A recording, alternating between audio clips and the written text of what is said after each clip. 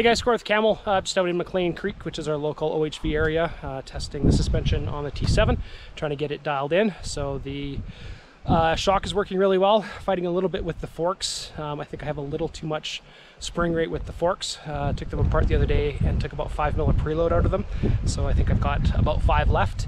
They're 0.7 kg, and I think I probably need to go down to 6.6 or 6.8 to get them working the way that I want.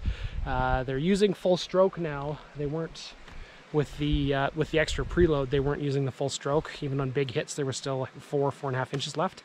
And now we're using all but the last 1.5 inches, which is where that bottom out circuit comes into play. So I might lower the oil level in the forks to reduce the air spring effect, and then rely a little more on that oil lock for the big hits.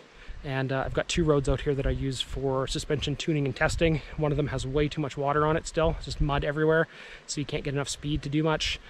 This road here is good in spots, but then other spots there's a bunch of mud and water too. So not doing the full test, but kind of putting the suspension through its paces and getting a pretty good idea.